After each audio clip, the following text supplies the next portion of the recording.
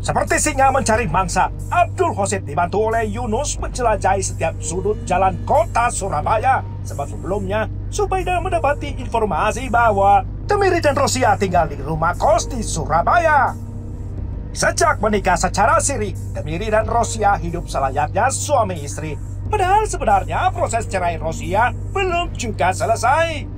Sementara di lain sisi, Demiri tidak mengetahui bahwa Abdul Hosid memburunya tiada henti. Bro, itu Demiri ya? Demiri. Cepet. Sampai akhirnya alamat kos Demiri diketahui. Abdul Hosid dan Yunus langsung meluncur ke lokasi.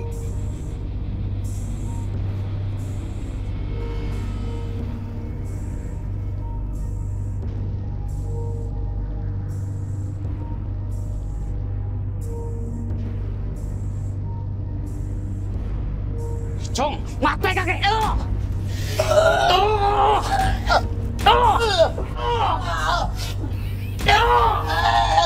Mati kakek Cong! Dalam sekejap, Demiri meregang nyawa di Jalan Simoja Gang 5A. Demiri menghembus nafas terakhir kalinya. Peristiwa sadis itu jelas menggemparkan warga. Cepatlah tersebar berita, sehingga kerumunan massa makin tumpah ruah. Ironisnya, tidak ada saksi mata, selain anak-anak yang menemukan korban sudah terkapar meregang nyawa. Hasil pemeriksaan fisik jenazah di lapangan, penyidik Polrestabes Surabaya yakin peristiwa murni pembunuhan. Hal tersebut kembali ditegaskan oleh hasil visum RSUD Dr. Sutomo yang menemukan sejumlah luka terbuka, patah tulang, serta indikasi pendarahan akibat kekerasan benda tajam. Identitas korban lekas didapat polisi, yakni bernama Demiri, yang diperoleh dari Rosia, istri siri Demiri. Lantas, nama Abdul Hosid, suami Rosia, pun menjadi terduga pelaku di urutan pertama. Jangan beranjak dari tempat Anda. Cerita Raja Matikan kembali selepas jeda.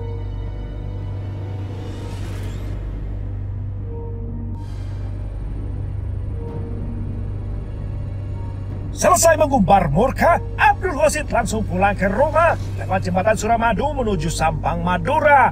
Tidak seperti Yunus temannya, Abdul Hosid malah menetap di rumah sebelum rencananya kembali ke Malaysia. Bapak habis dari mana? Urusan Bapak sudah beres, Subaidah. Dendam Bapak sudah terbalaskan. Dan sekarang, Bapak mau kerja lagi ke Malaysia dengan tenang. Maksud Bapak? Saat itu juga, Subaidah mengerti sepenuhnya bahwa Demiri telah tamat di tangan ayahnya. Papa! Subaidah pun terdiam 1000 bahasa.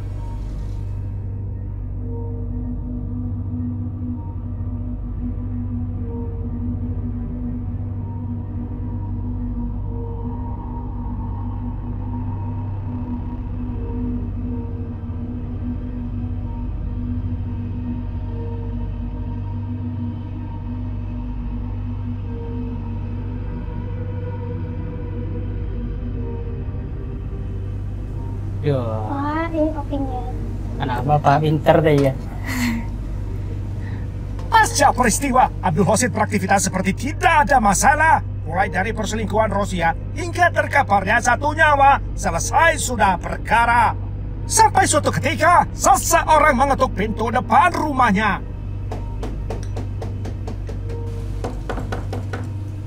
Permisi. Nah, itu ada tamu. Coba kamu buka, ya. Baik, Pak.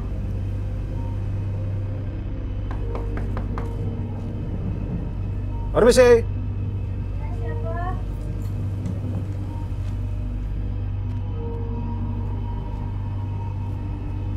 Selamat sore, Dek.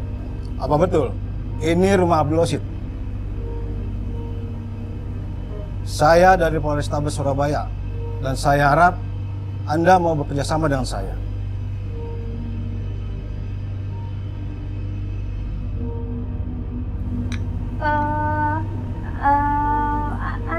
Subaidah, siapa anak tamunya?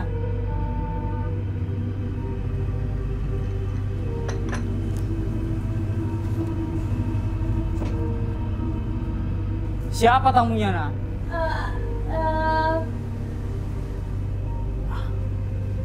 Diam tempat.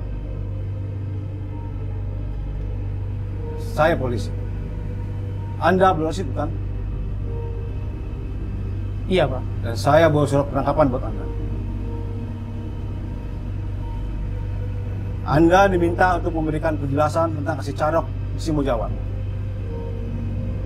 Iya, Pak. Saya Abdul Rashid yang sampean cari.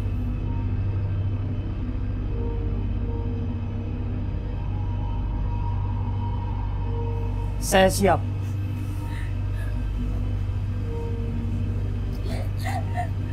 Enggak, Tolong deh.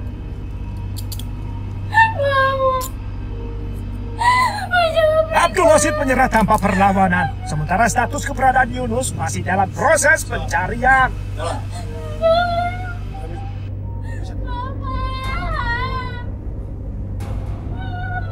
Motifnya jadi memang cemburu yang bersangkutan karena memang mantan istrinya direbut oleh korban. Itu statusnya sudah cerai atau masih menikah? Memang sudah cerai statusnya, kan tetapi terjadi kejanggalan dalam artian dalam 6 bulan perceraian yang bersangkutan sudah melahirkan, jadi diduga sudah melakukan hubungan sebelum perceraian. Oh, sakit hati ya? Kenapa? Sakit hatinya kenapa? Sudah 2 kali berhubungan sama itu. Nah, jadi memang yang pertama dimaafkan ya waktu itu ya? Iya. Oke, yang tapi yang kedua kok malah tidak? Yang kedua langsung dibawa lagi. Oh. Nah, Tempat pengetahuan sendiri. Iya, itu anak saya tahu dari anak saya tiba-tiba lagi. Masuk ke dalam dulu. Bukan misal-misal. Setelah ditetapkan sebagai tersangka, Abdul Rashid pun didakwa telah melakukan tindak pidana pembunuhan ditambah penganiayaan berat pula. Dan hari Kamis tanggal 26 Agustus 2021, jaksa menuntutnya dinyatakan terbukti bersalah sehingga pantas bila diganjar hukuman pidana 10 tahun penjara. Hingga puncaknya, pada hari Senin 30 Agustus 2021, amar putusan Majelis Hakim Pengadilan Negeri Surabaya dibacakan pada sidang terbuka yang menyatakan bahwa terdakwa Abdul Rashid terbukti bersalah dan diganjar hukuman pidana 7 tahun penjara.